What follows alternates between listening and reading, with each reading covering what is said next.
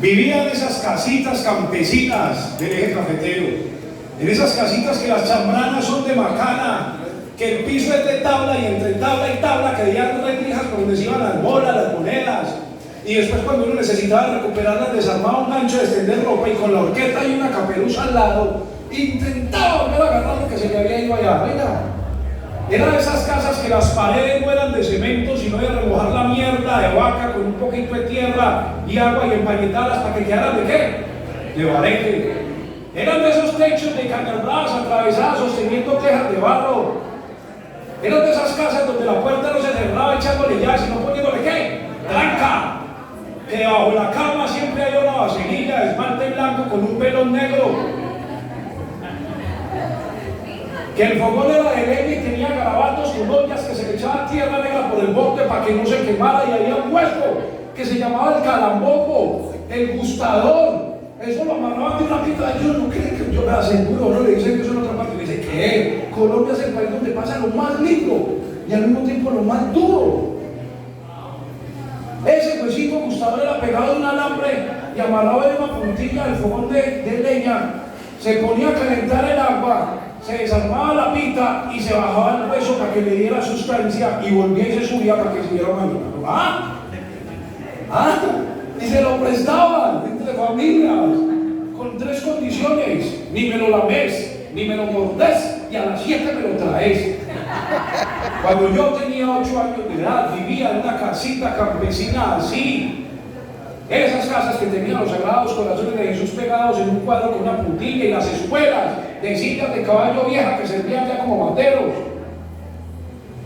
Mi abuela es de esas mujeres que se hacían 2 trencitas al lado y lado de su cabellera, se la hace, todavía tiene 92 años, y se amarraba un pite de cabulla en la punta para que no se le desarmara, que se hacían 2 punticos de colorete en los cachetes y se los regaban para que quedara de rubor, que se ponían falda y por debajo las enaguas, que amasaban las arepas de maíz en sus manos mientras silbaban la música de los Cuyos o el Conjunto América, de esas señoras catanas hechas de dichos, de refranes, de miradas profundas.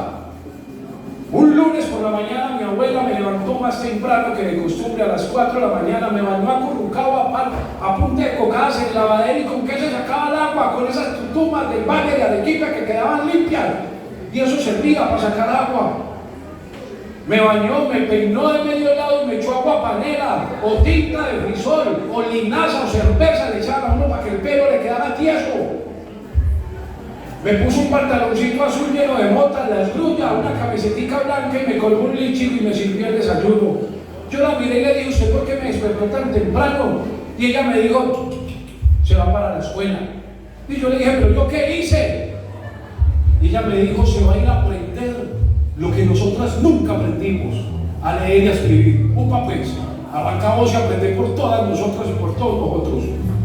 Desde ese día, todos los días, mi abuela me levantaba por la mañana, me bañaba, me vestía, me peinaba, me colgaba el maletín, me servía el desayuno y me despachaba corriendo durante 1 hora y media para llegar a la escuela de la vereda, para aprender a leer y a escribir. Pero desde ese mismo día, todos los días, cuando yo llegaba por las tardes, me soltaba el maletín y lo bajaba colgando en esa chambrana de macana. Me ponía un pinchito mocho que me había hecho mi abuela para no ensuciar el uniforme. Ella sacaba una mecedora de esa silla donde uno viaja como en el mismo punto. Sacaba un butaquito con una caja llena de retazos, hilos, agujas, punta y oro. Al frente me ponía un butaquito a mí y me sentaba al frente de ella y me pasaba el periódico del día para que le leyera las noticias del día, todos los días. Tenga el periódico y léamelo, señor, al favor, sábado, domingo, batalla Boyacá, festivo, lo que fuera, ahí sentado. Como era tan pequeñito, el periódico me tapaba la cara y no podía ver a mi abuela cuando le estaba leyendo. Pero un día, sin querer, ¡pum!, el viento sopló más fuerte y una orejita del periódico se cayó, y pude ver que cuando le leía noticias malas a mi abuela se ponía muy triste y se ponía a llorar. Así que desde ese momento yo tomé una decisión y fue cambiar las noticias malas por noticias buenas. Igual que, es decir, si en el periódico decía tsunami en Tokio, yo decía fiestonolón en Tokio. Y yo escuchaba que ella le lloraba, pero de las carcajadas. Si en el periódico decía una pareja murió en calle principal de Pereira, yo decía, abuela, una pareja se puso a chupar trompa en calle principal de Pereira y cayeron desmayados de la felicidad. Y yo escuchaba que ella lloraba, pero de las carcajadas.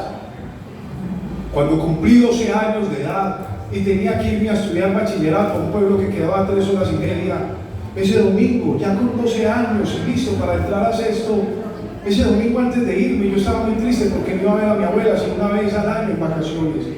A las 12 del mediodía mi abuela me llamó, como llaman esas abuelas, a la pieza de ella. Hágame el favor. Se sentó al borde de su cama, se arremangó falda, delantal y enaguas, se peló la rodillita y con 2 palmaditas me dijo, sentate aquí. Yo llegué y me senté mientras mi abuela se mandaba la mano a esa primer caja de compensación, a ese primer banco que nosotros conocimos, a ese primer baúl, guaca, y quedaba aquí en las puchecas, en las tetas. Ella se guardaba la sencilla en la izquierda y la gruesa en la derecha, a veces peleaba porque no encontraba el billete y era que de tanto moverse el día el billete se le pasaba para el broche. Ella se mandó la mano a sus puchecas y se sacó un malojito de billetes, un rollito de billetes apretado con un pite de retazo. Me miró y me sonrió y como esos gaticos cuando buscan afecto, se me hizo un ladito, me abrazó y en mis manos me puso esa plata. Mientras tanto, en el oído me susurró lo siguiente: vea papi, vea mi amor, vea amigo, vea bizcocho. Esta plática es para que vayas y compres cuadernos, libros, crayolas, periódicos y siga leyendo y escribiendo. Pero esta plática es para que la utilice principalmente en lo que ha venido haciendo durante todo este tiempo: inventando historias, cambiando noticias malas por noticias buenas, porque eso es lo más duro de hacer, muchacho, pero es lo más sabroso de la vida.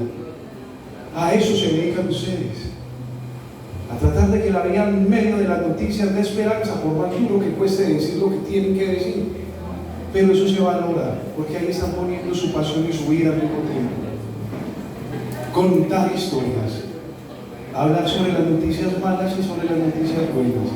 Feliz día del periodista, de la periodista. Ahorita salgan y lo que escuchen, bailen, no sabemos si es el último día. Vivamos a profundidad, hasta que los zapatos se sientan calientes, hasta que el sudor ya lo probemos y sea salado, hasta que nos abracemos dándonos fuerzas para seguir el camino. Mi nombre es Julián Motato, yo en camisa soy L, en pantalón soy 34 ya y en zapatos soy 42. Les doy esas medidas por si mañana le preguntan, oiga, ¿y ese cuentero qué? Ustedes digan, ese cuentero sí dio la talla. Muchísimas gracias.